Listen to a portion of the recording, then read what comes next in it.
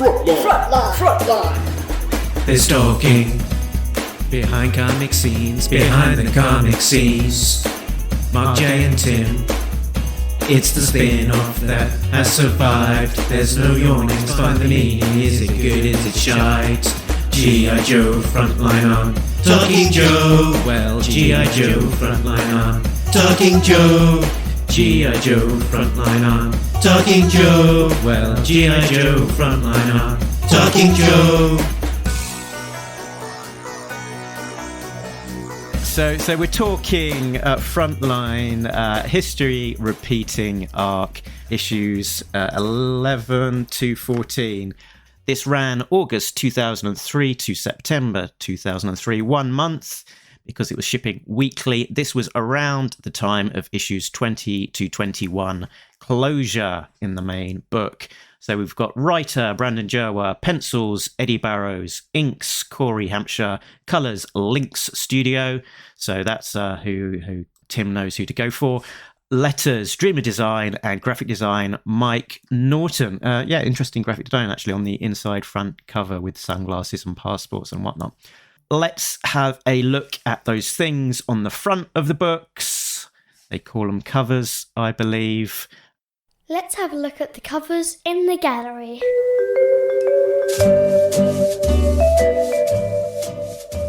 From Francis Manapul, Corey Hampshire, and Steve Coe. Tim, do you want to weigh in with your thoughts on these 4 covers? Sure. The cover to issue 11 is a great idea because it sets off these 2 realities. You have this character. In this case, he's lit from the right, and it looks like sunrise, or I guess it's sunset, or headlights. And then you have these Joes on this mission at night under night vision, and it's a POV shot, like through a scope. And I'm sort of worried about them. I do think the coloring is too aggressive for both halves of the cover, and either the guys in green should be all green, just flat green, or they can be pretty busy and Chuckles can be more flat. The cover to issue 12, I like the idea that it's this tension, right? It's smart to have the reflection of the countdown on this bomb in Tripwire's goggles, but the coloring is so aggressive on this, like these crazy highlights and gradients on Tripwire all over from these 2 little green lights in the wiring on the bottom left, and then Airtight is cropped so that I sort of can't tell if he's like menacingly coming up behind Tripwire to like hurt him, or if he's just back up, or if he's like bored. And some of that comes from him having a helmet. But this cover does not work for me at all. 13 promises some action because I think it's Jinx. Before I read the issue, and Jinx is in the issue, so then I thought, okay, it is Jinx. But it doesn't sort of jump out to me having seen this issue sort of for the first time. Oh, that's definitely Jinx on the cover. It's, there's like it's some kind of highway chase because she's jumped on the hood of a car, and she's and the driver is surprised, and then further back is Scarlet on a motorcycle. So there's a lot going on, but it sort of doesn't add up because Jinx looks like she's punching the windshield, or grabbing the windshield wiper, and sorry, doesn't work. Cover does not work. And then 14. I think the layers on this one seems. I don't think your eye quite reads it. It feels like almost her arms through the windshield, but seeing the illustration, clearly there's a windshield in between them. Also, Scarlet shooting at that windscreen is pretty close to Jinx's head. I know that the Joes are all excellent shots, and I would believe in a scene, if this scene actually happened in the issue, I can believe that, Scarlet would say something like, Jinx, I'm going to shoot 2 inches to your left. And Jinx says, okay. But she's on a motorcycle going, 20, 60, 80 miles an hour. There's a lot of bumping and wind. And then 14. So I should say that I'm familiar with these covers because I've seen them in the backs of other Devil's Due comics as ads. And I've always been intrigued by this arc. But this was the first time I have read this arc. This final cover has always puzzled me because until I read the issue, I didn't know who the guy is in the center of the cover of issue 14. And halfway through the issue, I thought, is this the bad guy? Because he's colored like a black guy or a very, very tan white guy or an Indian guy. And his costume from the cover, doesn't match up with quite what he's wearing in most of the issue. And then I thought, oh, this woman on the left must be really important. And then I immediately think of this thing that John Buscema says in How to Draw Comics the Marvel Way, which is for every line you add to someone's face, you add 20 years, right? It's like there's a way to draw Aunt May, there's a way to draw James Jonah Jameson, and there's a way to draw Peter Parker, right? Don't put any lines on Peter Parker's face. So I really like Francis Manapul's work on Flash, his G.I. Joe covers. I wish he'd somehow come back to G.I. Joe. Chuckles here looks like he's, 20. This woman here looks like she's 50, and then the plane in the background is like cropped by the logo. So I've said this for some covers before, like this cover is not more than the sum of its parts. Like it's a montage, right? It's like they're not actually standing in front of the sunset, but it doesn't for me capture the tension of the issue. Great covers ask questions and the issues answer them, and this cover doesn't ask a question, but also the statement that it makes is also a little muddied. So I sort of thought when I was looking at these covers while reading this, I sort of wondered if, like, as is happening with modern issues of G.I. Joe in our IDW episodes, it sort of felt like the editor gave a very general idea to the cover artist who drew something that may or may not have linked up with the issue. And I don't think that's what happened here, since, as Brandon tells us, these were written well in advance. So overall, I kind of like these covers, but it peaks with the first one. Okay. So I have to ask you because it took me years to notice this. On the cover of 14... which I don't disagree about the coloring of Tyler's face. It's very confusing. It looks like a different character. However, it took me years to see this. Look at it, just take it as a whole. It's an angel. The heads are the wings. The plane is the halo. Yeah. Okay. So Francis Manapul on his Flash run starting in 2011, like, he's not just an illustrator. He's not just a storyteller who draws. He's also a designer, and he does really great things in that series across full-page splashes, two-page splashes, where he's arranging panels in really interesting ways and leaving space for, like, the letterer to do something with the title of the issue. So I can see that as, now that you pointed out, I can see that as the idea. But it doesn't work if it takes someone years to pick up on it. And now that I see it, I go like, okay, yes, it still doesn't work. Fair enough. Is this an observation of yours, or is this something that you know for sure it's intended? Oh, it's 100% an observation. But I've seen these covers a lot, obviously. And I was literally sitting at a convention one day, and I went, "It's an angel," and I handed it to my friend Eric Troutman, who was sitting next to me. I was like, "What's that?" And he goes, "Oh, it looks like an angel." He'd never paid attention, so I think that there was an attempt at that imagery in there as well. Tyler does get to fly in the last issue. True, he does. He sure does. My favorite is also the first cover of the four. I agree with that for sure. Yeah, for sure. I think that's a really strong cover. And when would have been the first time that you got to see the covers for these issues, Brandon?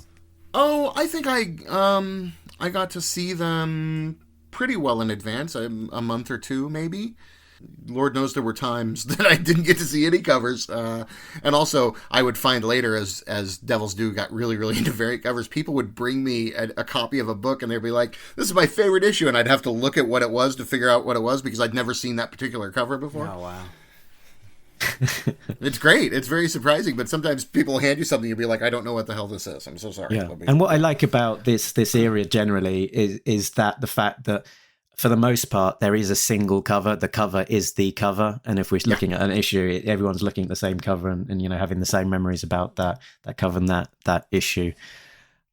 Cool. Let's bang on into a plot breakdown and see if this helps refresh your memory of what happened in these issues almost 20 years on. Okay. Oh, God.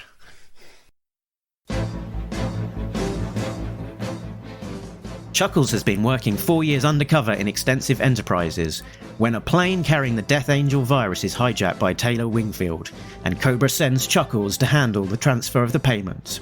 Meanwhile, a G.I. Joe team consisting of Beachhead, Flash, Airtight and Tripwire is sent to stop the hijackers, who have now taken control of a missile base in Colorado. Chuckles arrives at the missile base with some Cobras just as the G.I. Joe team have been captured. The G.I. Joes are assisted by an undercover CIA agent and Tyler's girlfriend, Azura, who literally stabs him in the back.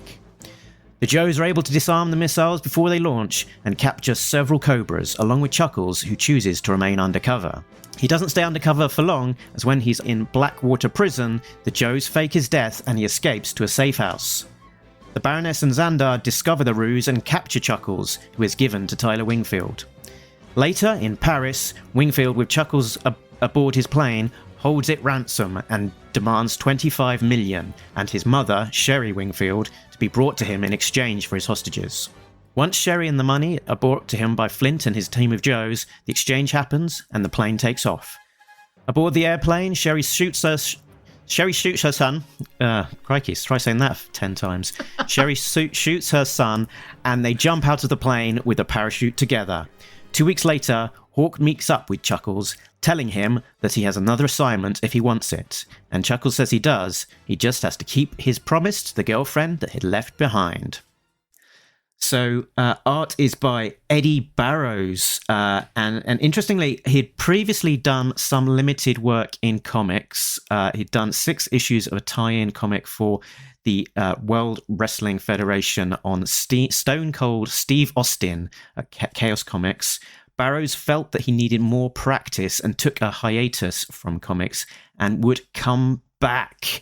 And he came back with this book, apparently, but has gone on to have a very successful career in comics. And I have only just recently read a massive omnibus of his work on Detective Comics with James Tynion the Fourth. Brandon, yes, I think we discussed before that you didn't have too much interaction with Eddie on the art, but did you what were those exchanges like, and did you get to see some of the pages as they came through? Did they send you some of the digital scans? Yes, they did. I do remember being able to see some art very early on, and it may have been inked by the time I saw it. I'm not sure, but we had a couple of questions back and forth. I write very very detailed scripts. Mm-hmm. That is one note that I took from reading some writer's advice online, which is if you don't put it in the script, it's never going to appear on the page. So I wrote, very, very detailed scripts even then. And in this case, I think besides a couple of maybe clarification questions that routed through Devil's Due from Eddie to me, we didn't talk much, but I was elated by the art when I saw it. I just, you don't know what you're going to end up with, and I was bottom of the rung of the bottom of the rung, so I figured they'd let somebody's dog draw this and be like, look, it's so great. And I was just thrilled. And things obviously turned out okay for Eddie. he was able to launch a very excellent career after this. So I loved it. Big fan.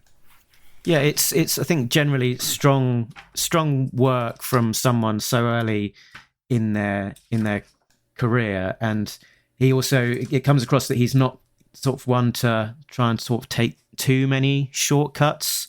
I think I'm preempting Jay a bit, but he's probably going to say page 1 out of the gate. He's not taking easy choices. We've got a shot of this military man on the radar, and it's a shot looking up from below, which is always quite a tricky shot to carry off from perspective wise. Jay, did I read your mind? Yep, pretty much. There's some rough spots in here. You can see, where he's still got a long way to go at this time, but there's also at the same time like shots of greatness. Eddie Barrows, in my opinion, is one of the best comic book artists alive right now. If you follow him on Facebook, you get to see a lot of his Batman pencils, and the pencils for that stuff is just mind-blowing. I mean, Corey Hampshire doesn't do his pencils justice here, and I'm not sure who does it on the Batman stuff, but I've picked up the comics after seeing the pencils on Facebook and been markedly disappointed when I look through it, because it just, I don't know, it loses a lot when they ink it and print it, but his pencils are just unbelievable. So Barrows is really, really a fantastic artist in my opinion, and when I saw that he was the artist, I was like, oh, I'm in for a treat, and I wasn't disappointed. I thought he's off to a great start on this first arc. He's definitely working hard. Mark makes a great point, right? No shortcuts. I don't think he's comfortable yet. I mean, this is early in his career. He's not comfortable with he's not always using space in the most satisfying way. So there's this panel in the first chapter, a couple pages in, where Chuckles is in his disguise, and these three cars pull up. These three Mercedes Benzes pull up, and it's just not a good composition. Like the way that the three cars are cropped, the way that everything about Chuckles' head is inked except for his nose. And I think it's in a third chapter when maybe it's in the fourth chapter when Chuckles is making a distraction on the plane, like during the hostage situation, and one of Wingfield's bad guys kicks him, and it's this like high kick. It's like, no, there's very little room on a commercial airplane to and like this is one of those things where, like, if you're in a rush, or if the script is like, no, it's a high kick on an airplane, it's like, well, I'm going to draw a high kick on an airplane, even if there wouldn't really be room for that. And I think we're sort of used to like how airplanes look and feel on TV shows and movies, where they can pull chairs out of the way to put the camera there, but like there's no room. And that kick is drawn really awkwardly, and then the fourth issue definitely feels to me like he's getting short on time, Barrows, or he's running a little bit out of steam, even down to the final 2 pages, which feel like stylistically the same artist, but in terms of like making choices, like a different artist. So I think this is good, but this is still definitely someone who's early in their career. And both of you are right. Barrows does phenomenal work nowadays, but I see a lot of care in these 4 issues on like detailed faces, and I would much rather that time be spent on like pulling the camera back a little further or swinging it around 5 or 10 feet to the right for certain panels to make a panel compositionally more balanced and a page compositionally more balanced. I want to jump back real quick and just mention the credits page. Normally the credits page don't have a lot going on for them in these, but this one was cool with the repeating handgun and the money and the target. I thought that just really added to the spy kind of James Bond feel. Again, when I opened this up, I was like, I see Jerwa, who honestly I've never read anything of yours before, so I had no idea what I was going into. But I love Barrows, and I'm like, oh, okay, Barrows, great. This looks cool. And then you start in, and just from the very beginning, it's really good. And especially when we get to the second scene with Duke and Chuckles. And Tim mentioned color earlier. There's a panel, I think it was the first, it's Central Park 0500 hours. And it's like, it looks like dawn. It looks like early dawn. Not like, I can see a lot of colorists not even paying attention to the 0500 hours and coloring that with a really bright sky and really vibrant colors and everything. And I think that everything looks a little muted in here. Most of the stuff looks a little muted. So yeah, I was really high on that. No, that's all good. And your comment on the inside front cover is picking up from what Mark was saying about Mike Norton's graphic design work here. Yeah, I think as you say, it sets a kind of a good introductory tone to this is going to be an exciting story, and I guess that's relatively unusual that you kind of pick up on those cues really for a book that often the inside front cover, those credit pages and stuff are quite functional. Yeah.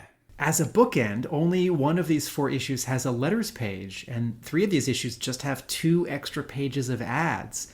And one of the exciting parts of getting more of your favorite comic is getting more of every part of it. And I realized, like, you know, like peeking out some letters and like typesetting them and editing them and answering them, that's like the last thing the editor does, like in the cycle before putting an issue to bed. And it's always in a rush. And I thought, oh yeah, they didn't want to do this 4 times in a month for this arc. So I think the inside front covers are great. The way that each issue ends, it's like, oh, I want to see what the fans have to say, and the like editors' snarky comments. It's like, oh, there's no letters in issues 11 and 12 and 13. Sorry, Mark. But also, it's weekly, right? So they're not getting not getting that feedback in time. I just want more letters on the previous arcs. Okay. Well, my sort of other high level observation about the art is that there's a lot to fit in. I mean, there's a lot going on. There's a lot jumping between scenes, a lot of characters, and some of these pages there's 1, 2, 3, 4, 5, 6, 7, 8 or so panels to each of these pages on that happen to be on the pages that I've got it flipped open to. So it's quite a lot of work that the artist has to do per page to do all of these extra things. Thanks to an inexperienced writer. Yeah, actually, Brandon, do you want to talk about that? Sort of a high level question. What did writing this arc teach you about writing? A lot, and you learn some of that in retrospect. I definitely was cramming a lot in here. And I don't think it's to the point of overstuffed, but I think that there's about as much going on in these 4 issues as there possibly could be. And there are definitely some times when I should have let a scene breathe a little bit more, because you're right. Every page is just full of panels, and that comes from me. That comes from that detailed script. I think that things that I tried to do. And this happened more than once in G.I. Joe, where I tried a gag that I thought would be a good visual gag, and it didn't. I don't think it quite landed the way that I wanted it to, like airtight with the fake hand. I love that scene. Okay, did you? Because Yeah. I didn't feel like it actually ended up working, and like I was trying to go back to, I'm trying to go back to the file cards and the basics of the characters, and like him being a prankster and all that kind of stuff, and I just like. I didn't know if that actually worked the way that I wanted it to. Yeah. But I'm glad you enjoyed it. I thought that it worked really well because you get the 2 guys and they're talking, and then here comes Beachhead, and Beachhead's all hard ass, and then you get the stoic faces of Beachhead, Flash, and Tripwire, and Airtight's like, I'm Airtight, I'm pleased to meet you, and I was like, I'm thinking, well, that's kind of odd. That a Joe would be like, and I'm like, but not odd in a bad way. I'm like, well, that's nice. He's showing respect. He's like, oh, yeah, look, you guys are, we're all just Joes. You guys aren't necessarily Joes, but you're just average Joes here. Shake your hand. And then you turn the page and he pulls his hand off. And I'm like, ha, that's totally Airtight. I literally laughed out loud when I read that. I really did. Oh, good, I'm good. gonna jump in here. I think, so, all these comics are collaborations. And so, Brandon, something that you think is going to work or you hope is going to work in the script may not work when the artist gets their hands on it or when the colorist gets their hands on it. I think this joke works fine. I think the colorist sort of killed it because like the green that's right behind the like fake hand is the same green. Yes. And so it doesn't read as a thing that popped off. When I read this panel, I saw the sound effect snap and I'm like, is that ice? Because it's the sound of the little like the 2 bursts by the sound effect are colored light blue and white, and I thought I had to like sort of read the panel a second time, like, oh, okay, it's a fake hand, and then again in the second panel where he's holding up his actual hand, and then his left hand is coming in to sort of like tuck in the like wrist glove part of his actual hand, and then the fake hand, like all 3 of those are touching, so you have this like green. So I think in terms of composition, not the best like comedic timing and layout for this joke, this visual joke, right? It's like Eddie Browse, can he draw like action? Yes. Can he draw visual jokes? Like a year into his comics career? Maybe not. And then the colorist isn't helping. Yeah, visually it wasn't the best, but I got the idea. Okay, good. And sort of, I think, it's sort of tying into Airtight's character as established in his rare appearances in the original run and also his file card. And I think helpfully as well, it also follows on from Dan Jolly's arc, which featured Airtight, and he was sort of cracking some jokes there as well. So we kind of remembered that, been recently reminded that Airtight is, is a bit of a joker. I think that same gag sort of gets repeated in the later on in the book again, right? What that made me think though was like, they're on this life or death mission, and Airtight is dragging around a spare hand just on the off chance that he can pull this gag. He's the guy that always has a rubber chicken in his backpack. He's got a strange sense of priorities. I just want to call out one more thing about the art, which I think is a representation of Barrows being a really good artist who's learning, which is on the page after this hand gag where they've got the briefing and Duke is in front of the screen and he says, this is Musad Sharifi. So Duke is a real person in the foreground and Musad Sharifi is on the screen behind him. Okay, so let's separate for a moment that the colorists have made a mistake and they have colored Duke's hand.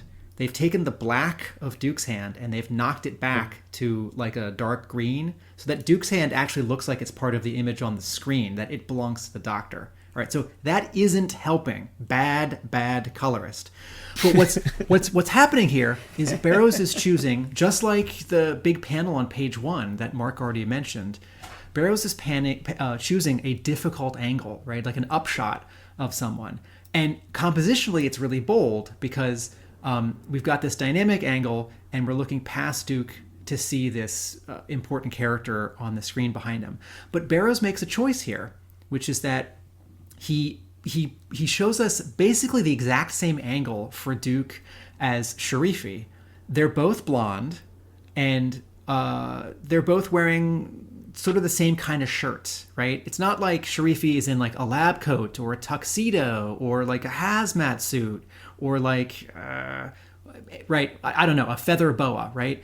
So Barrows, and I don't know if in Brandon's script there's like a specific description that the scientist has like a mustache and a little bit of a goatee or not. But Barrows, whether by accident or on purpose, is creating a visual echo between Duke and this scientist behind him who is not a Joe, not Duke. And even though he plays an important part in the story, we actually see very little in the story.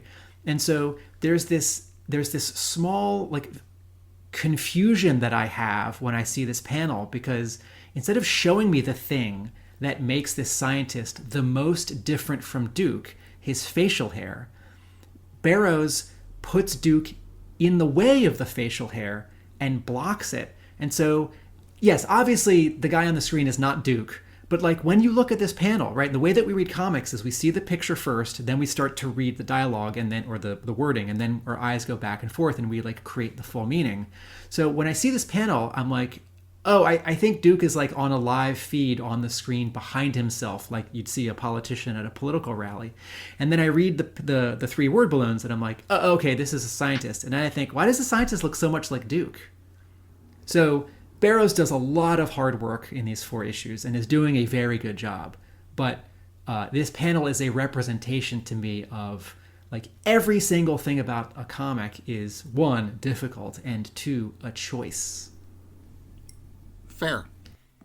I was just on these same pages. There's a point that I was going to talk to. So it's just the panel before the Duke one that Tim was talking about, which is where the team is essentially being introduced and as to why they're going on it. That they're talking about it's the Mission Impossible style choice that Dan Jolly was talking about last time, which was about choosing your Joes and choosing them appropriate for the specialization to be employed in the mission. So it says that Airtight's the only one qualified to handle the virus, tripwires along in case they've wired the plane or the lab, flashes the man to crack the electronic lock, and Beachhead is team leader, and he's a badass. That's not in the script, but he is. It's sort of talking to the choice of, why these particular Joes are being selected, and it's not just completely arbitrary, and gives us as a reader and fans sort of some confidence that Brandon, as the writer, knows his Joes, and is choosing them appropriately for the mission. Just like later on, we have Shockwave as a door kicker, and so on. And Flint pretending to be as the Bullhorn. hostage negotiator. Yeah. Well, but here's the thing. I was thinking about that. Since that's Flint and not Bullhorn, that actually works because the negotiations don't go that well. And Flint's right. That's not his job, So That's a very good point. I thought about being a real pill about it and just putting in a line where somebody after it goes so terribly wrong, somebody been like, we should have called Bullhorn. But no, the thing about the specialties is, look, it's very obvious, I'm sure, to anyone who's ever read or seen anything that, like, in this storyline, I took every beat from every espionage, spy, secret mission thing. I did want that Mission Impossible moment. You're the specialist. This is why. This is what you're going to do. I like it when they explain people's jobs before the mission, right? Because that tells you that it's not going to go that way. So here's what's supposed to be happening. But like when I was a kid, even I was like, no one ever played G.I. Joe with me. I only ever played G.I. Joe by myself because it was such a complicated undertaking. Like I kept notes and I had storylines when I was a kid, and like if something happened to a character, the next time I played with my toys, they still had a broken arm or we time jumped or something. I'm not even kidding. I did the same thing. You had like your own kind of running storyline that went through as you played. Yeah, and mine were like chess pieces almost. Like I didn't bang them together. I would move them around my room to wherever the story called for their position to be. That's right. And for me, like I never used Tripwire as a helicopter pilot, right? Like he did his job. And these were, every Joe in this story is somebody that I really liked, playing with the action figure when I was a kid. So even Airtight? It was easy to lean into that. Oh, I loved Airtight. I couldn't get Airtight fast enough. Wow. I loved the Tripwires and the Airtights, and Lightfoot was kind of a goon, but I still like these very specialized specialists, right? Yeah, he'll never be as cool as Snake Eyes. No. But okay, all right. That's a callback to Dan Jolly's Icebound arc. Yes, it is. But no, you're right, Brandon. There are a lot of spy movie tropes, I guess you'd say, in here and action stuff, but it works. It really all works very well. I thought that the first, you mentioned that you crammed a lot of stuff in here. We've talked a lot, especially during Reinstated and The Last Stand and a couple of the other arcs that had a lot of stuff going on, and especially one like Reinstated, about how there was just too much stuff going on. And I was thinking about this after I read the first two issues. I was like, there was a lot of stuff in there, but I agree with what you said. At no time did it feel like too much.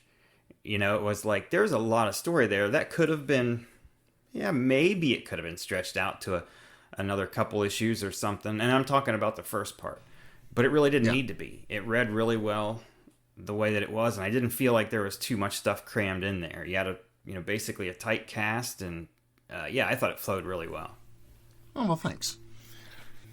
Excellent. So another thing that sort of jumped out for me as I was reading this, kind of that only works in complete hindsight, was a parallel between this part with Chuckles in his deep cover status and being put on the spot that he's potentially going to have to shoot his Joe colleagues to maintain that deep cover. And not blow it, which was the kind of parallel to the Cobra series that then came many, many years later, where Chuckles is put in a very similar spot and having to choose between shooting a teammate or blowing his cover. Interesting that sort of that idea. I mean, it's not necessarily an idea that's not, there's a kind of a trope there in terms of it being seen before in movies and stuff. So, but interesting that idea sort of came around probably the second time that Chuckles was in the spotlight after these issues, probably.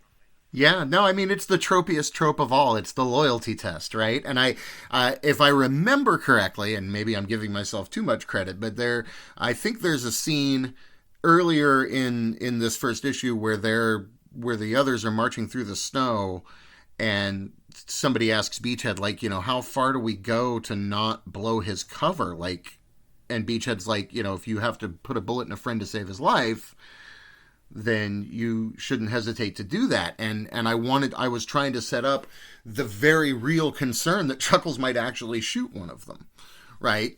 To base on that parallel principle that they were applying the same thing to him, and then to come up with this big, very tropey cliffhanger of him having to shoot them. I wanted to put a little bit of genuine fear that he might actually do it. Yes, and it was a literal cliffhanger. It was the way that issue 1 closed out, with him being asked to shoot one of these men. No, let's get it find it properly.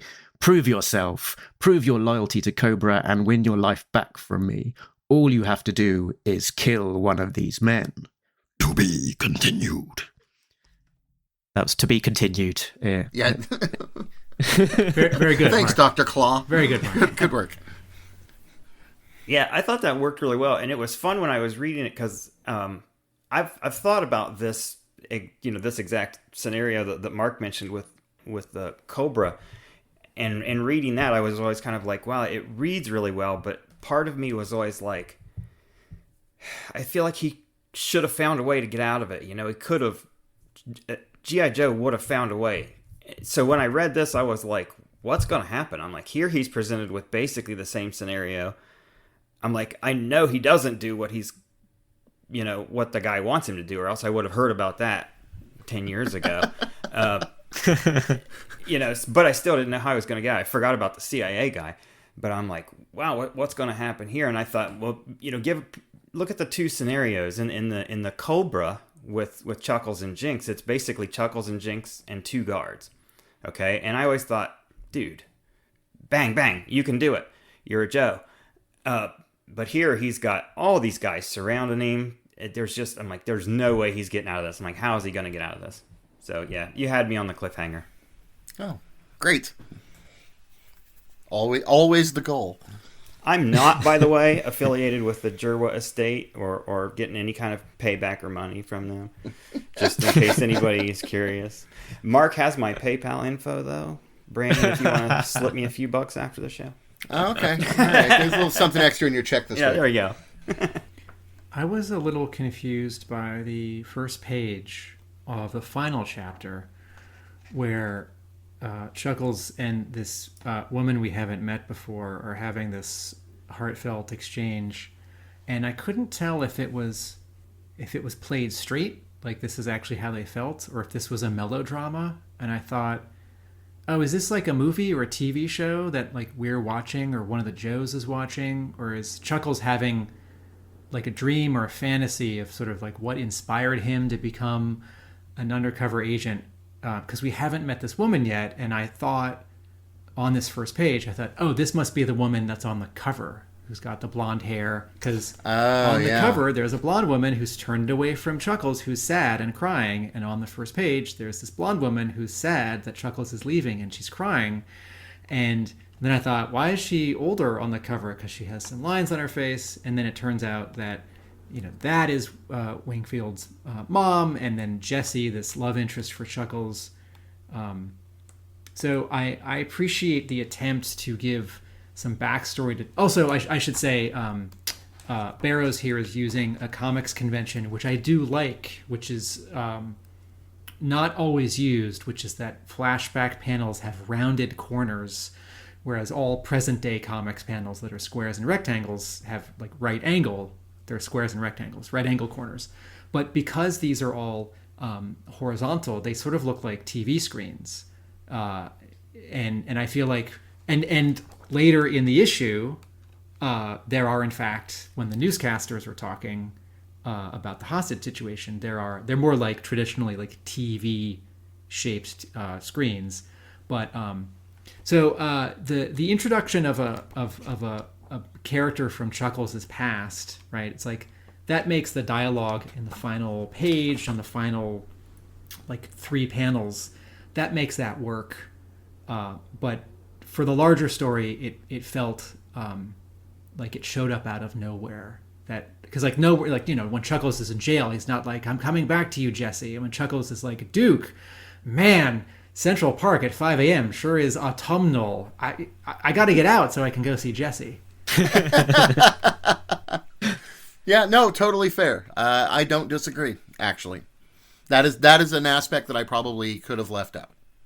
Because he's on the ground there, and he's like, you know, there's the melodrama one page at opening, and then he's waking up and it's Jesse, and you know, maybe there's an aspect of that is a bit dreamlight, heightened reality, unreliable narrator. I wondered, Brandon, in your mind, if you can remember this, when do you think that sequence was? Was it right before this mission, or before Chuckles joined the Joes all the way, you know, back? I wasn't too sure about the sense of time that maybe has passed between this and then him, you know, at the end of the mission, him saying, you know, I have to get back in touch with Jesse, because, you know, if it's 20 years on or whatever.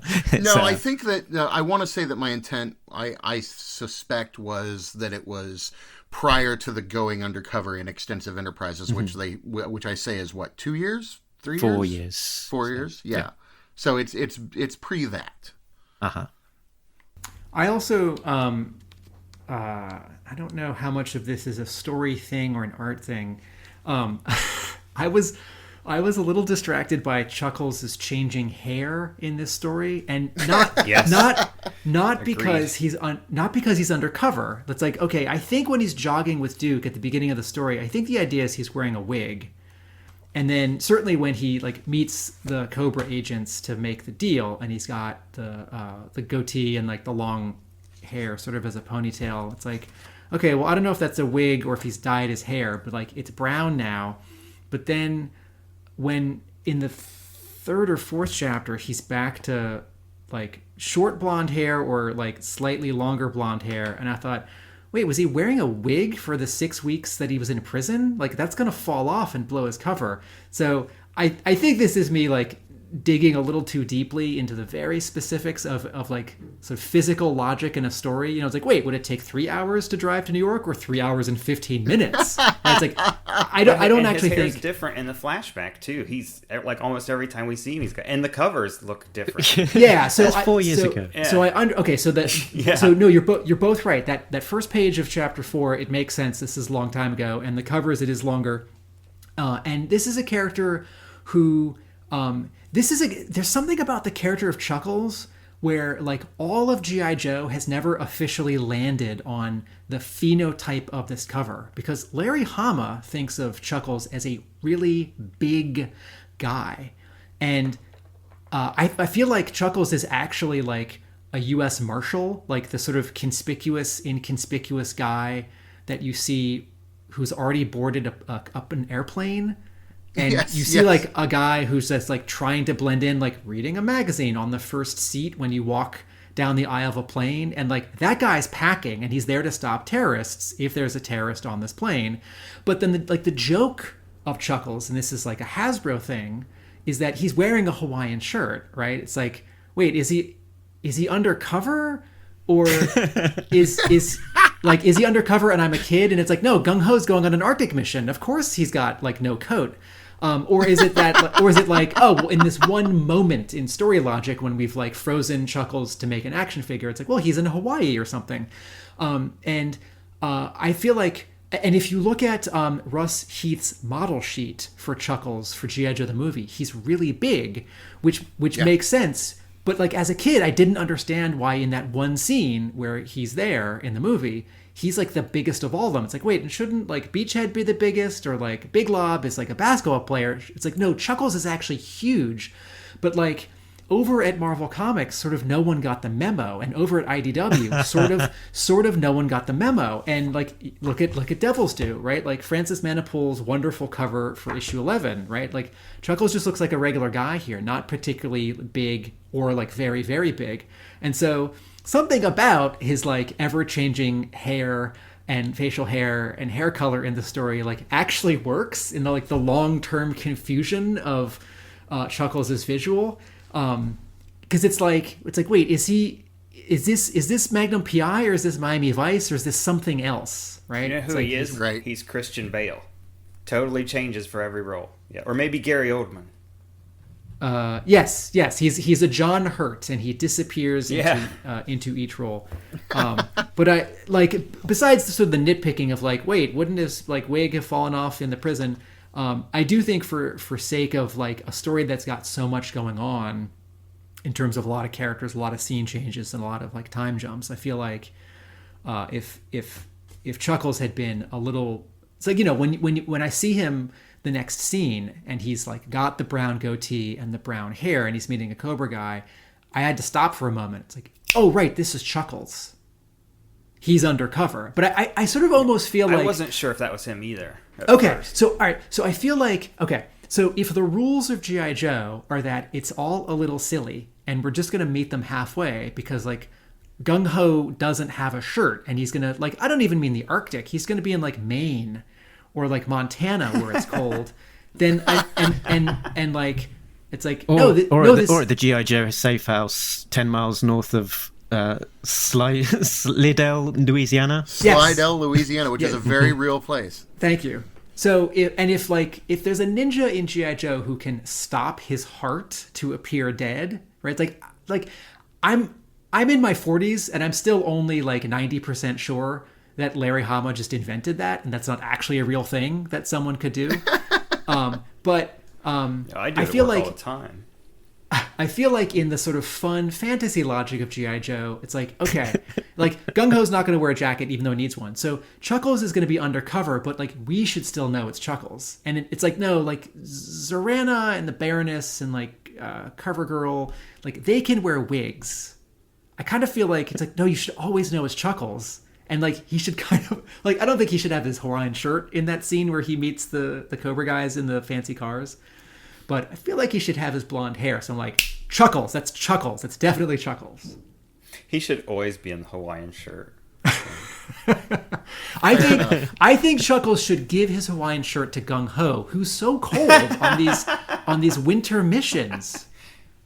I mean, Chuckles is obviously hanging out in Hawaii. Yeah. Wouldn't he be hot wearing that shirt all the time? So one thing that no one ever picked up on ever is, so I kind of took the hint from Chuckles and his Hawaiian shirt that part of his process of going undercover sometimes is hiding in plain sight and being very obvious. So his undercover name when he is in Extensive Enterprises is Charles Joseph, Chuck Joe. Oh, and no one has ever commented on that ever.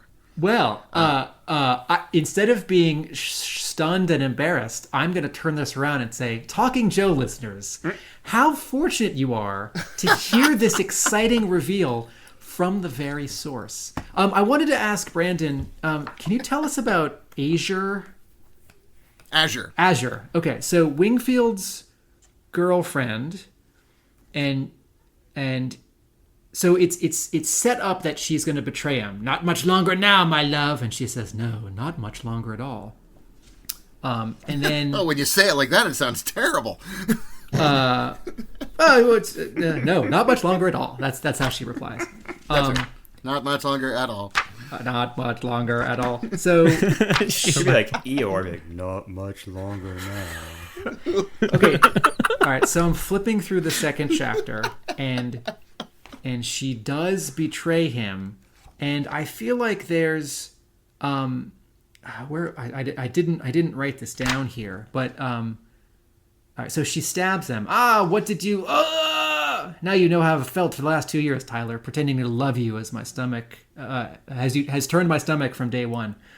One of the Joes mentions like a lady on the inside, And I Yeah, wondered... it's the CIA agent. He mentions that he's got another agent supporting him. Okay, and then later in the wrap up on the news briefing, they sort of try and clear up any doubt by saying 2 CIA agents were awarded a special medal of valor. Okay. So that being the main guy with the bazooka and his female co-agent. Yes. Okay.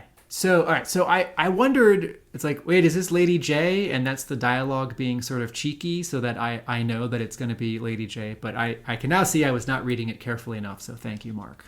But yeah, she was deep undercover under his bed covers by the sound of things for two years. I thought that we Don't would envy see that. her in the second part. I kind of thought that she would be back to be part of that. So disappointed that we didn't see her again. She served her purpose. Maybe one of you guys can answer this too, because I haven't read most of. I read like Brandon up to maybe 100 of the original A-Raw series. But is this the first time that anyone has gone back to the Wingfield story? Yes. Yeah, and then Joe Casey went back to it again. Okay. And brought back... but that was still within Devil's Due. It hasn't been done in either Marvel or IDW. I can't speak for IDW, but definitely not in Marvel. Okay. I don't think in IDW either. So this brings me nicely onto a new segment called Cash for Questions, and that's where one of our Patreon members is able to ask a question. And this is Christopher Hagan, who asked, what was the thinking about revisiting the Wingfield Saturday Night Family? That was always one of my favorite stories from the original run. That and The Diplomat, which Larry did not write. Stephen Grant wrote The Diplomat. Big fan of both of those storylines. In fact, I wanted to bring back the character of Brian Hassel, and I just could never find a place to put him in. But I thought that it was a good opportunity to bring in something non-Cobra, just to remind the world that there are elements out there other than Cobra. And that it was a nice little nod to, the things that I loved that brought me into G.I. Joe in the first place. And it seemed like pretty clear and open territory, given that no one had ever revisited it. And so, the whole thing about being betrayed by Azure and then, obviously his mother turning the tables on him, he idolizes the Wingfield way of doing things, the way his father did things. And it's clearly proven that is not an effective method. And all it does is cause the people around you to hate you and turn on you. It doesn't engender loyalty, and it doesn't make you powerful. It makes you a big target to everyone around you. So I wanted to have that sort of history repeating aspect to it. And Wingfield seemed like a real obvious way to go with that. As an editorial observation, there is no footnote anywhere in these issues that leads the reader back to the original issue 5. And, that issue was not in print. Actually, wait, when did the Marvel... When did the Marvel reprints of the first 50 issues come out? Well after, I think. But, clearly, like, Devil's Due is in the Marvel continuity, but is not feeling strongly about sort of directing people to the previous issues, like, as a thing to go by, or sort of reasonably assuming that most everyone has them. I don't think they did much of that at all, right? Yeah, correct. Brandon, Sorry, it was 2002. So actually, they are in print. The Marvel collection would have come out relatively shortly before this. A year, wow. A year before. For those of you who don't know what I'm talking about, if you imagine IDW's classic G.I. Joe volumes 1 through 5, Marvel first published those as G.I. Joe volumes 1 through 5. And then IDW just grabbed the files when they got the license. So, Brandon, there are several people in this story.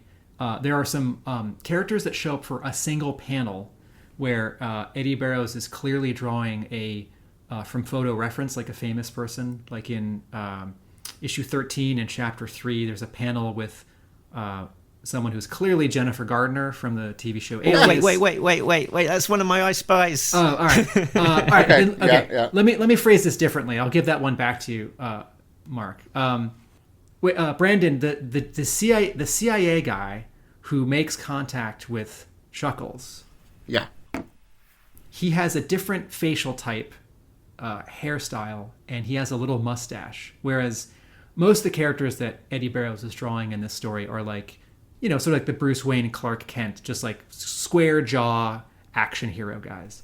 This CIA guy has a different face. Is this someone in particular, or did you specify something in your script?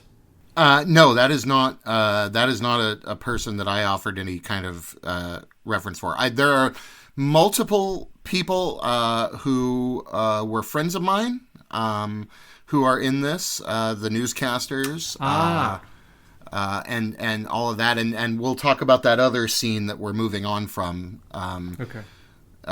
Later, I guess, but yeah, I mean, there are definitely some people in here who were friends of mine. I know a Masood Sharifi, even though he doesn't look anything like that particular person. So one of the newscast presenters was a guy called Tom Shear, and Wikipedia tells me that he's an American musician and music producer and the sole member of electronic act Assemblage 23. Is that the person that had the reference for that particular character? Yes. So Tom Shear, at the time, I don't think it had happened yet, but I had a band called SD6, which is a reference to Alias, and Tom produced our album, and we were released on his label. Good friend of mine. And the other newscaster looked like had a distinctive name and looked like it might have been a real person as well. Was it something like Wendy? Megan Mace, right? Megan Was it Mace. Megan Mace. Yeah, Megan Mace was the drummer of my band, and also eventually married Tom Shear. Oh wow! So yeah. Did they have the original page to that issue? No, I don't think so. Sad. Brandon, two-part question. One, did you sing for your band, and therefore, two, will you be singing the next jingle for yourself? Question. Are you going to collaborate with Mark on this 65-minute jingle for your second appearance on Talking Joe? Listen, I am available. You should know, and can I brag for just a second here? So I am a musician still to this day. I just released an EP yesterday on Bandcamp under the name Later Humans. It's all ambient electro instrumental type stuff. However, 3 weeks ago, an Irish electro act called Last Survivor released a new single, and I am on the B-side of the single singing a cover of Ashes to Ashes by Faith No More. And that single is currently in the Irish iTunes Hot 100. We actually cracked the top 20 when it came out. And the main guy in Last Survivor, there's two guys, I don't want to say a main guy, but what prominent figure in Last Survivor is a guy named Decky Headrock. And I mentioned Headrock in a conversation between Damon and Firewall. Yeah. In this arc, I met Decky because he's a huge G.I. Joe fan, and I fell in love with his music as Headrock Valley Beats, and so I made a reference to Headrock, but I met him on the Devil's Due forums. Small world. And just to echo Tim's point, we're always on the lookout for experimenting with new sort of theme tunes for the show. So if you did want, as a writer, sing it. If you did want to write the theme tune, sing the theme tune, you're welcome to have a go, and we'll definitely give it a shot on the show. I'll have my assistant send you a rate sheet. I do a mean Rick Astley, so if you ever want to, if you want to rickroll somebody, I'm your man. Excellent. So we were talking about like sort of characters from the past, sort of making their way into this storyline. So I'm guessing Flash, as your very first figure, had to make an appearance. Yes.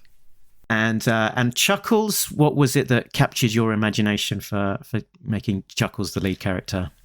Chuckles was one of my favorite figures and one of my favorite characters. And I, too, was perplexed by how large he was when he would show up. But I loved the idea of Chuckles. I was also, when I was a kid, I was also into, like, The Equalizer and Miami Vice and a lot of those types of crime and espionage shows. And at the time, I was really enjoying Alias. At the time that I wrote this, I was really big into Alias, and it was nice to revisit those sort of, Mission Impossible type spy things. And so, like, yeah, as a kid, like, I used Chuckles all the time. He was constantly running around in his Hawaiian shirt, infiltrating Cobra. Like, it seemed like a good space to play in, and the fact that it coincided with using some of my favorite characters. I mean, like, Snake Eyes never shows up, right? In this, so I, wanted to play with the toys that I loved as a kid. Yeah, I'm surprised that wasn't a note. Can you not just somehow crowbar Snake Eyes in somehow? Somehow. Yeah, nobody ever said that. Nobody ever said, hey, this would be better with Snake Eyes in it, so I just... He could be the hostage negotiator, maybe. Might be better at it. Couldn't be worse. I don't think I ever played with Chuckles when I was a kid. As a matter of fact, and this is probably because I mentioned this in an earlier episode of the show, I took my Chuckles apart and gave Duke his lower half and his pistol and holster. So, yeah, Chuckles never really existed in my head canon. Do you know that as a kid, it never occurred to me to try to take a G.I. Joe figure apart? It wouldn't have me, except I bought one that was, the rubber band had slipped. And my dad was like, oh, maybe we can fix this. And when he found that screw in the back and it all popped open, it was like a light bulb went off in my head. I'm like, oh, wow, you can take these things apart? I can't imagine what I would have done with that knowledge. Like, I just can't, because I was like you. Like, I didn't bang my figures together. I never taped a firecracker to anything. I never took them outside, right? Like, but if I had known that, like, we would have gone to town, right? Like that. A lot of mine were customized. Yeah, if you'd look, you would be like, okay, well, that's Quick Kick's arms. That's so and so. Yeah, I kind of switched around parts that I needed. I had a Punisher figure that I made that was, it was nice. Oh God, I just had to pretend that my G.I. Joe figures were other things. Snake Eyes, you're Spider-Man. Sorry, that's it, buddy. I remembered the question I meant to ask, which when I had my brain fart, which was Tim. You mentioned that Larry sees Chuckles as a big guy. I just wondered if you had some insight on that particular point, because aside from the movie appearance and that one appearance from that Todd McFarlane issue where again he was drawn as a big guy, every other time he's sort of shown up, he's tended to be more regular proportions, and in more recent years looking like Owen Wilson. I don't have anything to add. Just that Hama has said sort of conversationally when looking at the way that Chuckles is drawn in the comics, Larry's like, well, he's a big guy. He's a big guy. Cool. I spy with my little eye. I Spy is a segment where we sort of dig into the details, look for some little Easter eggs and little things that we've noticed caught our eye. And this is the one that's sort of been burning a hole in whatever the metaphor is for me, which is that on that page, issue 13, page 8. We've got a scene here. It's multi-agency intelligence briefing, and what I noticed there is we've got some faces that are looking like likenesses. Yes. And they're representing the different branches of the intelligence services. So we've got on the bottom left, we've got Jennifer Gardner or Sydney Bristow from the series Alias, representing the CIA, or possibly, as you say, the more villainous agency. But I think that would have been asked to get them on that particular meeting. Then we've got Keitha Sutherland, aka Jack Bauer, representing CTU from 24. And then finally on the right, we've got FBI Assistant Director Walter Skinner from the X-Files. Yep. I'll take my round of applause. That's in the Brandon. That's in the script. That's a request. That is all in the script, and I was just sure that they were going to turn me down on that one. But yeah, no, I wanted to. I just wanted to, have that moment of like all of this stuff exists in a larger world. And I don't think there's anything so real world about the X-Files 24 or Alias that it precludes it from being in the same universe as G.I. Joe. Is that John Constantine in the last panel walking away? No. Kind of looks like it. Could be. The paranormal wing. Yeah. That's actually Gung Ho with Chuckles' wig finally wearing a coat. I love the inclusion of Jack Bauer in here. I'm a huge 24 fan, huge Kiefer Sutherland fan. So love seeing him in here. And it's amazing how of just a few lines, you've only got him on one panel, just how a few lines can immediately capture who that's meant to be. It's like you just say, draw someone like sucking a lemon. Okay. Kiefer Sutherland. Oh dear. I'll move on to another. What I spy. I spy that Tyler Wigfield seems to have the same tailor as CIA spy Duke, Snake Eyes, and also Spirit. Yeah, that bodysuit was a very popular item in early It was G.I. one of the Joe, best sellers back in 2003. Yeah, no, I had nothing to do with that, but they sure shopped at the same place for sure. I have two I Spies. This same issue, Chapter 3, Issue 13, page 7, Panel 1. One of the guards in the prison identifies himself as DePriest. This would be a reference to Daryl DePriest. That's right. Who in 2003 he had started working at Hasbro, right? Or was he must have. I wouldn't have known him from anything else. Okay, because he was a mega fan who was active on like discussion. He was in fandom before he worked for Hasbro. Like G.I. Joe fans knew him, although more 12-inch Joe. Because he did some writing, right? That he publish some. His book is called The Collectible G.I. Joe. Yeah. But no, I don't know him outside of that. Like. So yeah, I think he was director of marketing for the G.I. Joe line and then global brand management at Hasbro. Yes, thank you. My other I Spy is that two of these issues in the 8 or 10 pages of ads in the back, two of these issues are a full-page ad for a It Never Happened comic series written by Larry Hama and drawn by Pablo Ramundi called Oxido. And I have referred to this in a previous episode of Talking Joe in I Spy when a letters page, someone said, can Larry Hama come back and write more comics? And the answer was something like, Hama's busy with his new creator-owned or co-owned series Oxido coming soon from Devil's Due. And I had forgotten when that reference, just words, just text in the letters page, showed up, that we do see an image later on in the comic. This comic never happened. And a couple years later, I think Pablo Ramundi was trying to get it out through Image. And, it's 2021. It has not happened. I don't know if any of it was ever like written and drawn, but I know that Hama and Ramundi were developing it for maybe the second attempt was Top Cow through Image, but it has not happened. I vaguely remember that now. Like I remember hearing about that because you work for the company, you're going to hear about these things. But like I'd totally forgotten about Oxido. What I like about this image is that my initial impression is like, superhero team, and I start to like rattle off types. It's like, okay, you're gonna have the leader guy. It's 2003, right? So please forgive me. You're gonna have the leader guy. You're gonna have the babe. You're gonna have the big guy. You're gonna have the attitude guy. And then I realize, this actually is turning a lot of that on its head, because, there's a younger sort of wise character in the front, and there's a a small like dinosaur person, and then there's like the big guy may also be the attitude guy.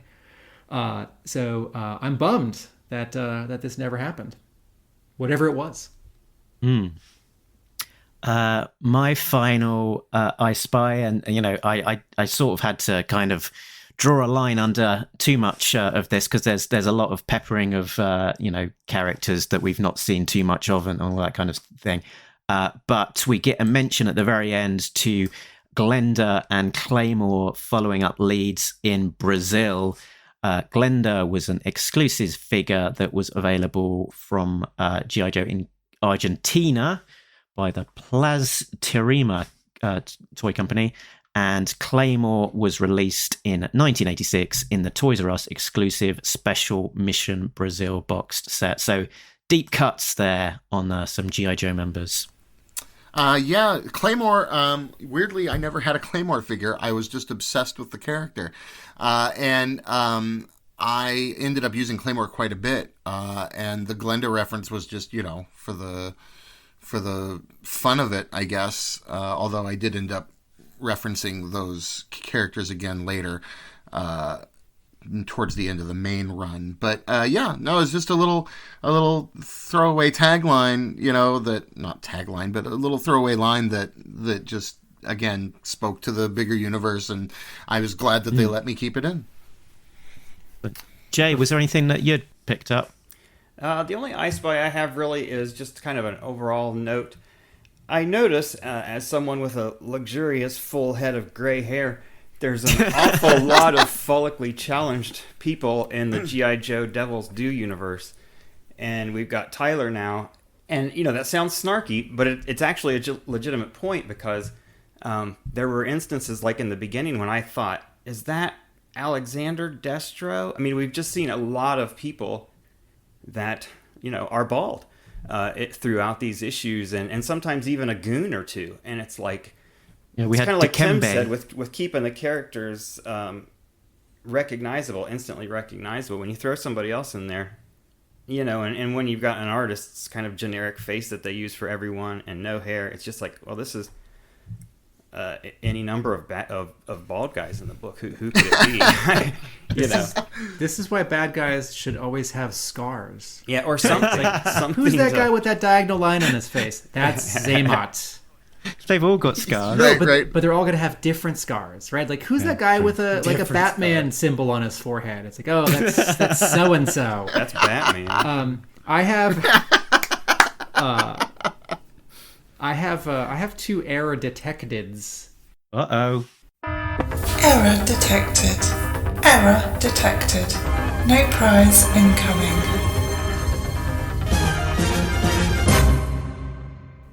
Which, shocking, they're both color. In the first chapter, page 17, panel 1. Page 17, panel 1. Beachhead's pants are too light. They're not dark gray, and so he sort of like blends in with the other two guys. But like one or two or three panels previously, it's like, no, he's got dark gray pants in this scene. And then the page after the Jennifer Gardner, Kiefer Sutherland, Walter Skinner, I forget the actor's name. The page after that, so this is issue 13, page 9. All right, so there are 3 Joes in this room. Chuckles is standing and holding a mug. Let's forget Gung Ho for a second. Blowtorch is on the right. So in panel 3, Chuckles is holding up his mug, right? In the scene, Chuckles and Blowtorch, if you squint, they look the exact same because they both have short blonde hair and white shirts, right? But then in panel 5, Blowtorch says, seriously though, are you okay here? And if this is the cartoon, it's going to be Michael Bell doing a, Scottish accent? Seriously though, are you okay here? You're welcome, thank you. And the colorists did not catch the blue that should be on either side of Blowtorch's hand, because he's got a white and blue shirt. And so this scene sort of reads like it reads like Chuckles talks and then Chuckles talks and then Chuckles talks. But no, one of those guys talking is Blowtorch. Tim, you strike me as the kind of guy who might just walk around town and wish that he could leave a Yelp review about everything. Well, so I'm on Yelp as a business owner. I'm not on Yelp as someone who writes comments. And I think Yelp culture is problematic. But that's an essay for another venue. But I will say that I teach comics and I teach animation, and a lot of class is critique, and comics are expensive, and it's all professionals doing them. And I know comics are hard, and there are like third parties like licensors and editors, and I know that the schedule is always behind. But I always want my comics to be perfect, so I'm always a little disappointed. So then he's disappointed every time he reads a comic. I'm always a little disappointed. Turn on your soundbite recorder now, because here's one for free. Uh-oh. I love Talking Joe because they're so precise and they're so real about the things that they are digging into. They care. They want every comic to be perfect because comics are expensive and they're hard to make. And nobody knows that better than Tim Finn. And that's why he offers such detailed critiques and analysis of every single panel of every single book they read. This is a dedication to quality that I, Brandon Jerwa, admire in the Talking Joe podcast. Wow. Can you say, I'm Brandon Jerwa and I approve this message? I'm Brandon Jerwa and Tim Finn did not approve this message. Thank you, Brandon. It's nice to know that this point of view doesn't come across as overly onerous. No, absolutely not. And I'm being very serious. None of this is sarcasm. Like, I am such an easy mark. Like, if you entertain me, I don't notice half of the gaffes or the little errors, because I just sort of like will give myself over to something. This means that I probably like a lot of crap. And I'm very well aware of this, but I'm an easy, like, I'm an easy consumer in that way. Like, oh, did I have fun? Did this cheeseburger taste good? Yeah, great. And so I don't tend to linger on those things, and it's good that there are people who do, because there are too many of me walking around going, no, this seems fine. Sounds like you might like the Snake Eyes really. movie.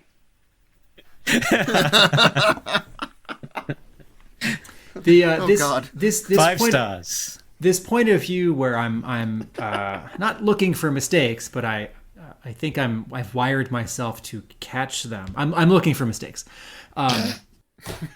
Like we talk about comics writers and artists and colorers and letterers, and it's the editor who has this supremely difficult task of wrangling all this stuff, right, on budget and on time. I think in another life I'd like to be a comics editor, because then I'd find out what it's like to have high standards and run out of time and not fix every mistake. Like, his shoes on the other foot. His shirt's not blue, and that issue just got printed.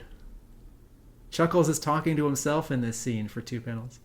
Yeah, I will say that I think during this era of G.I. Joe, at least this very small window of time, I don't know that Devil's Due had a big editorial department. Mark Powers came on board.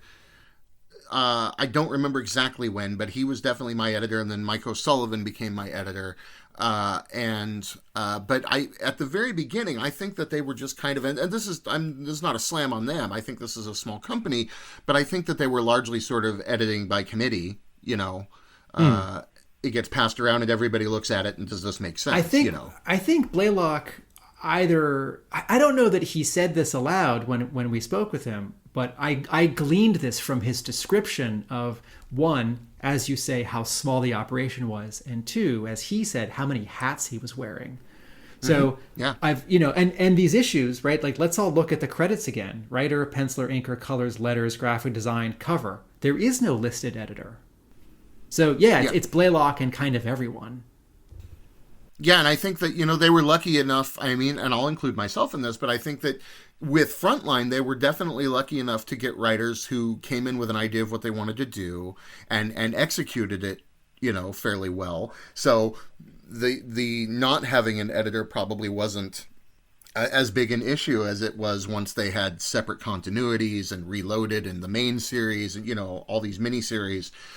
I think it grew to a point where they definitely needed one, but at this point they were lucky because all the parts they had were kind of self-managing, Yeah, and I was going to point out there's actually no credited editor in the credits here, so it's relatively unusual for a comic to not have a credited editor. Whew, the Wild West. Yeah, you bet. You bet it was. Anything goes. The editor was Hasbro. Don't do that. Yeah. Quote of the week, quote of the week, quote of the week, quote of the week, quote of the week, quote of the week, quote of the week. Favorite line of dialogue? There was one that I was when I was reading it through, I was like, I need to make a note of that because that's definitely my favorite. And then I've not been able to find it again. So sorry, it's not that one. But there was definitely some very strong dialogue and sense of character in the dialogue. And Chuckles had some sort of killer zingers in his exchanges with the various characters that he interacted with. Tim and Jay, was there anything that jumped out specifically to you that you wanted to flag? I have a favorite line of dialogue. Go ahead, Tim. This is the final chapter. This is page 14. Issue 14, page 2, panel 5.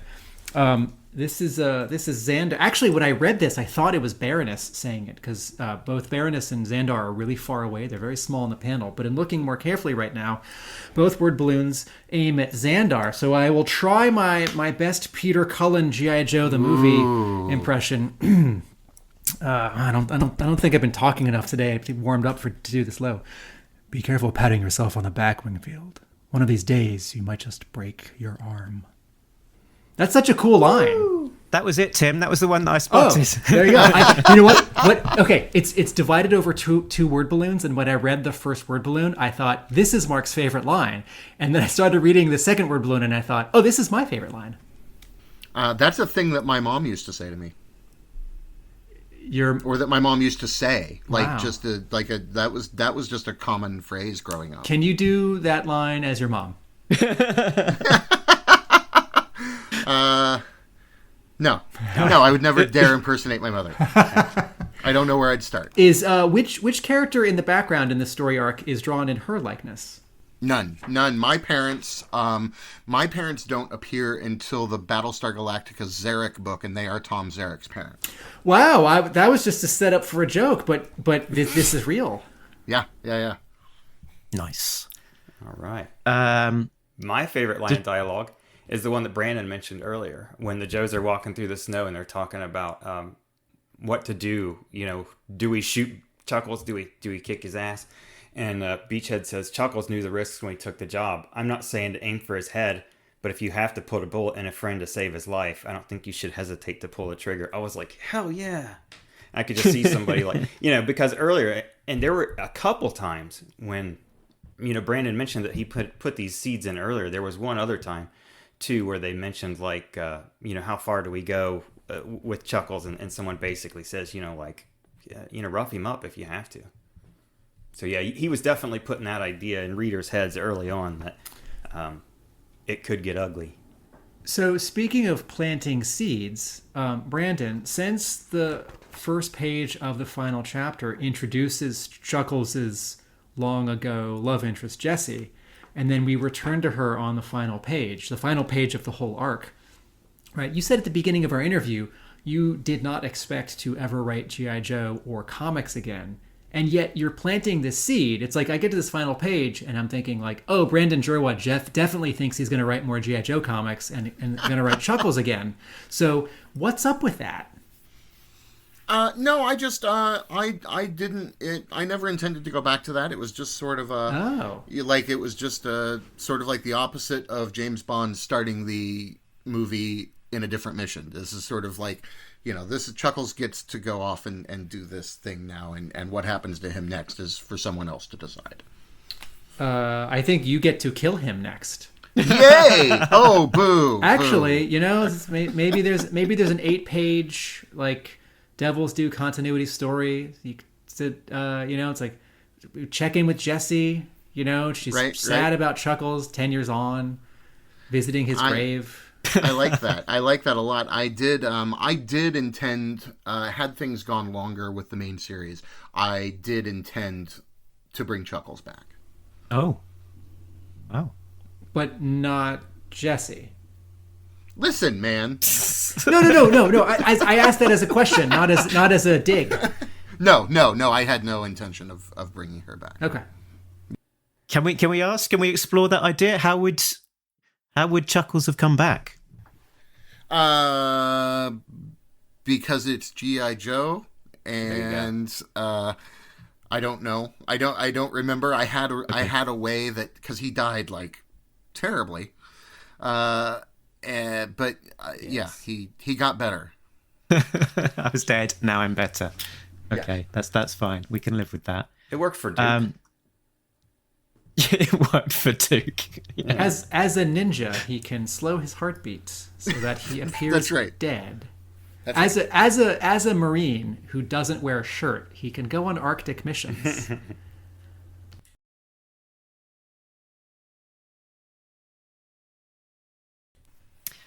Okay, cool.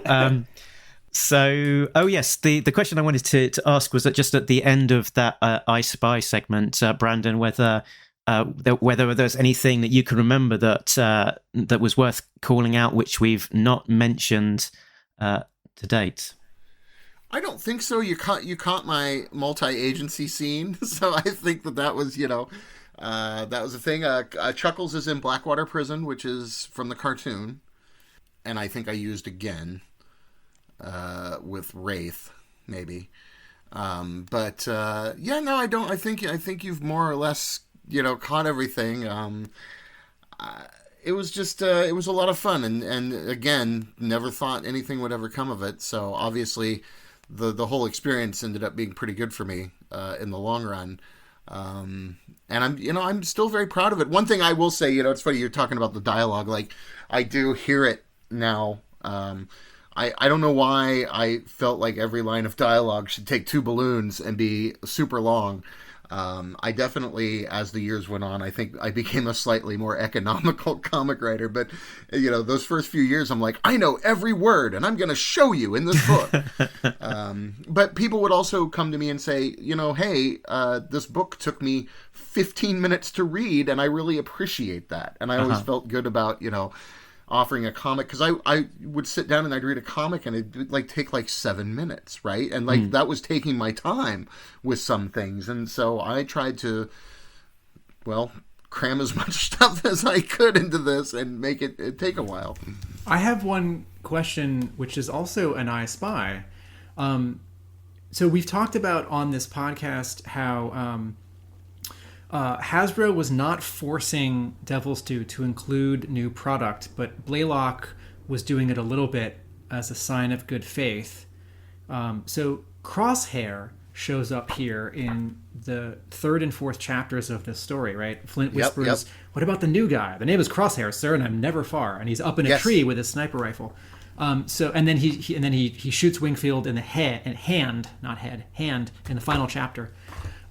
Whose idea were you following the new toys? How did Crosshair show up here? I was following the new toys, and I needed a sniper, and I was aware of Crosshair, and they didn't even, Devil's Due didn't know who he was, and I had to tell them. They were like, great, and then during the main run, I used a lot of the new toys, and I did it. I did it because I wanted to, and especially Dwight Stahl at Hasbro, he and his brother are barrel rolling Blackout, and Dwight's the greatest guy on earth. And he was always so appreciative of that, but they're legitimate G.I. Joe characters, and they were exciting to me as toys, and I thought, sure, I could have used Low Light, right? But I thought, why not? Let's just say, hey, look, here's a new Joe, because I don't know about you guys, but that was always exciting in the comics to me. It's I don't care about the pogo, but I was sure excited when it showed up in the comic, right? Cool, show this thing off. And I, It's a tradition. It's a G.I. Joe tradition as far as I'm concerned. Yeah, it kind of grounds it of saying this is the G.I. Joe of now. It's relevant to today, and also these new characters and ideas and are just a way of having injecting a momentum as well. It's like, well, if nothing else, there's this new character that's showing up. What are they going to do? How are they going to mix things up? And I think that really created a real kind of propulsion for a lot of Larry's work. That when he was writing, it was like, okay, I've got to do something with this character. What can it be? And it just it helps along that piece of blank paper as you're starting writing. Yeah, and I back to the older toys, but like I chose Xandar, and I leaned so hard into Xandar for so many reasons, because I feel like you see that family and you always see Xandar or Zartan and Zarana, and by the nature of the character you don't see much of Xandar, and I wanted to play with that, and to me that was like playing with a new toy just as much as anything else, because I didn't feel like he'd ever gotten much of his own due. Absolutely. Normally at this point we would give it a score. Brandon, we can do this now with you present, or we can do it at the end after you've dropped off to share your blushes. What's your pick? Boy, let him give it a score. You know what? I'm it's 50 points all across the board, kid. No, I will. You know what? I will take my lumps, and don't take it easy on me. Like I want to hear your honest opinions. Okay, let's do it. I'll go first. So, I've not read this. I think since it came out. So my memory was quite fuzzy. I did remember. I did know that at the time. I was very excited about the story, and I did enjoy it. So I was generally intrigued as to what I would think reading it again all of this time later. I can appreciate it for what it is, and I can appreciate the sort of against the context of the Devil's Due run that has come this far. I think it compares favorably.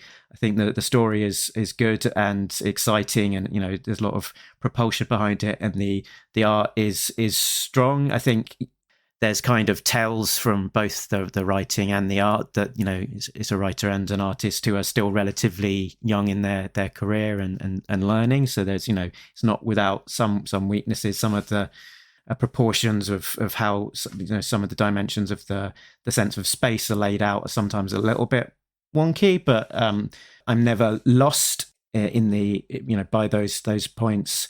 And actually going back, I read this twice, once through in more quickly, and once again in more detail, and reading it through the second time, I think helped, and I was noticing more things that I missed in my first reading, and I read it once earlier this week and then again today, and I sort of was actually genuinely looking forward to rereading it to kind of pick out some of the details, which I think is a good sign. So yeah, I think strong, and looking and I think always a good sense is am I looking forward to what comes next? And I certainly am. So I think I would give it about 7.5, which I think is a pretty good score.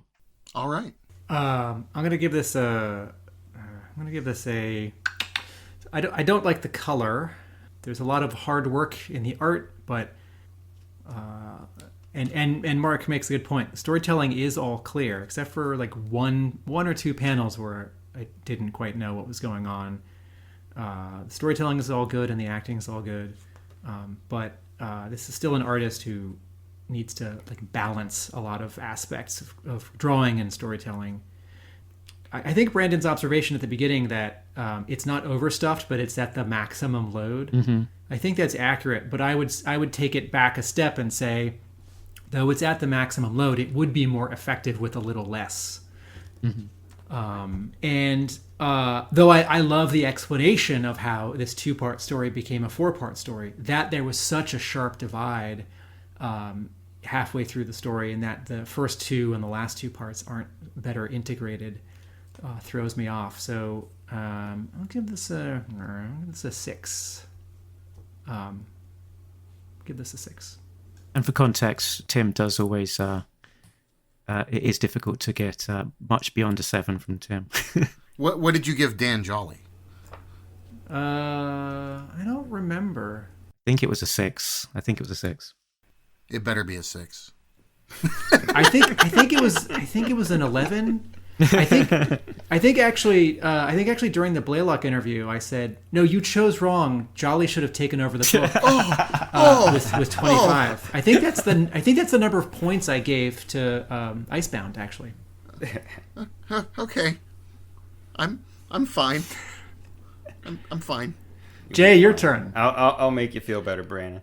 All right. Thanks, Jay. At the risk of repeating myself for the 100th time, Mark's the it's guy the theme from England. of this. Oh. Yeah, history repeating itself, right? Mark's the guy from England. Tim's the professor. I'm the guy that's never read these before. I had never read any Devil's Due stuff before, and when I came into it, I was real excited to read a lot of it. I'd heard different things. I'd heard some people really loved it, some people hated it. Some companies said this doesn't exist. But I was anxious and interested to get in it, and we got in it, and it was a pretty rough start. That reinstated. I still have dreams about that, but as it gets better, and right about the time right now, I think Mark said that the main series is like 20 or 21 right around this time. Mm-hmm. I'm really loving Frontline, really am. And that closure arc was really good. The Zek arc was really good. The arc before that had the Brandon Badeau arc was really good. So yeah, the more we get into the Devil's Due stuff, the more I like it. And I do the videos for the Disavowed stuff, and I almost feel like a lot of times that I wish that I could go back and say, I want to raise this one up a little bit, like the one we did with Zanya. I think I probably, looking at it now, would have given that a higher rating because I was just able to appreciate the art and the storytelling, the writing more as I worked on the video. This one, yeah, I'm really looking forward to that because I really, really enjoyed this. Really enjoyed it.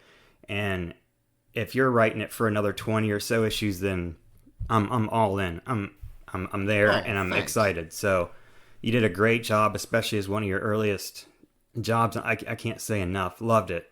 Absolutely loved it. I'm giving it a 9. Wow. Yeah. Wow. That's, you know what? I give you a 9. I didn't do anything.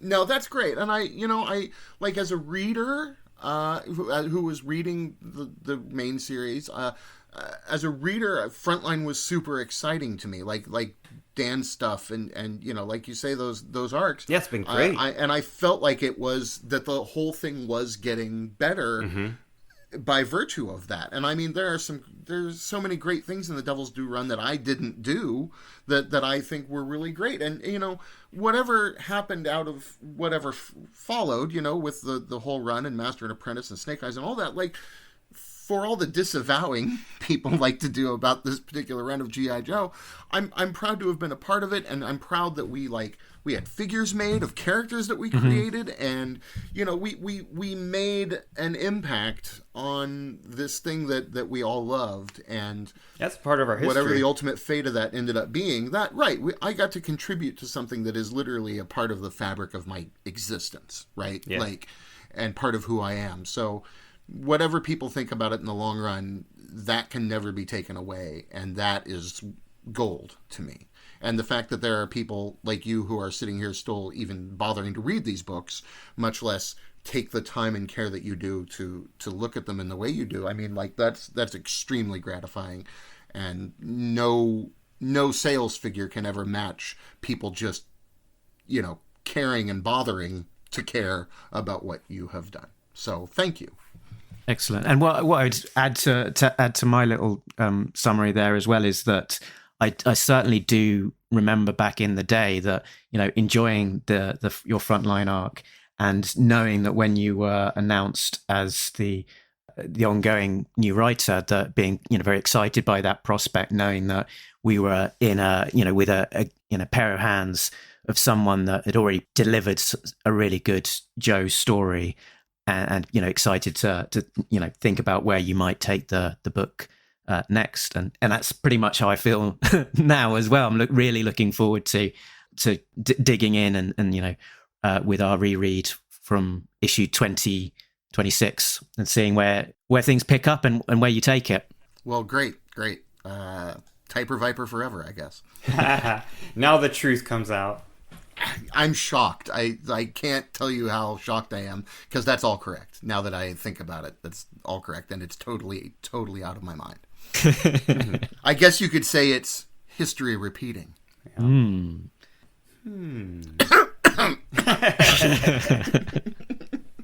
So I think we are pretty much done now, and we can sort of start wrapping it up.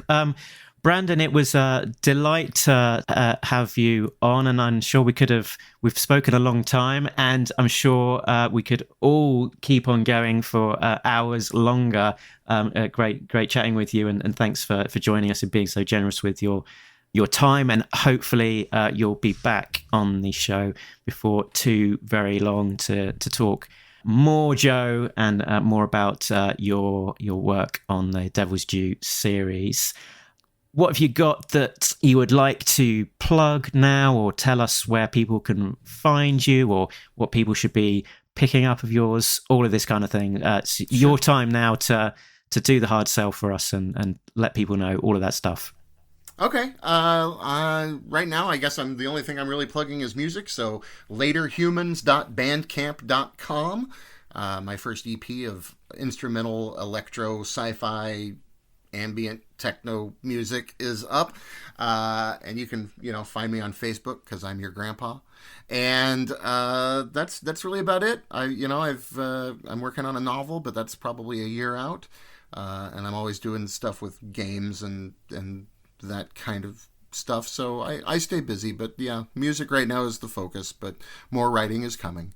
So yeah, just seek me out. I'm around. Very cool stuff. I was going to say, should we be downloading Britney Spears' American Dream and Nicki Minaj, The Empire, onto our mobile devices? Listen, I wrote 95% of that Britney Spears game. I am immensely proud of it, and people don't ever know how to react. And I was the sort of story editor for the Nicki Minaj game. I was immensely proud of that Britney Spears game. We tried to treat her with respect and really dive into making her an investable character. We got a very good response from the audience. These things never last.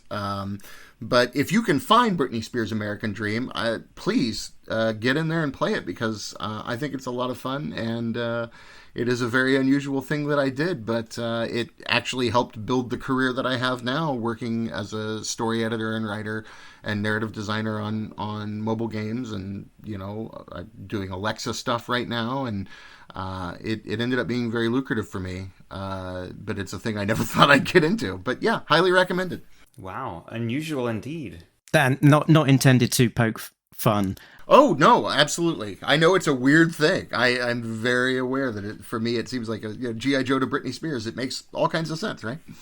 Absolutely. Tim, you look like you were about to jump in and say something? No? No. I'm enjoying this. Excellent. Yeah, and I would love to actually talk more in detail about all of those projects. I'm sure it is absolutely fascinating. Maybe we can delve into that a bit more next time. So we found out where people can find Brandon's latest projects. Do seek them out. Tim, where can people find you? My comic book store is Hub Comics in Somerville, Massachusetts, and my blog is arealamericanbook.com. And Jay, where can people find you? Do they just have to say your name 3 times on the Talking Joe Facebook page and you'll appear? I wouldn't do that. No, don't do that. Break Room Sketches on Facebook. The other thing will lead to horrible circumstances. Don't do that. Excellent. So next time, back over here, we will continue our look through G.I. Joe Frontline, as we're sort of in the final straight as the book is coming to a conclusion, and we'll also be covering all of the latest A Real American Hero issues as they come out, as written by Larry Hama. And we have a very exciting show coming up as well in our sketchbook and original art shows, which actually, by the time this comes out, will probably have already been released. So we are delving into, we're having a look at the original art to the Holy Grail of G.I. Joe comics. We're having a look at issue 21, the original art to that, which I think has never been aired publicly before. So very exciting. That can be found in the usual places. The usual places can be found on talkingjoe.co.uk, which is the website that has links to everywhere, including the Facebook group, the Twitter, the Instagram, and contact details. We've also got links to Patreon, patreon.com/talkingjoe. And a big thanks to our backers, Richard, Sam, Jay, Bill, Christopher, and Justin, who are getting early access to episodes as well as exclusive content, and have a hotline direct to me so that we can ask questions to our guests when they're on. So I think that's us done. Thanks again, Brandon, for joining us. It was a real treat to have you on. Thanks for having me. And warm up your singing vocals, because I think we're done. Because when and remember, nobody beats Talking Joe, a real American podcast, which somehow has a guy from England. Oh dear. Later, wankers.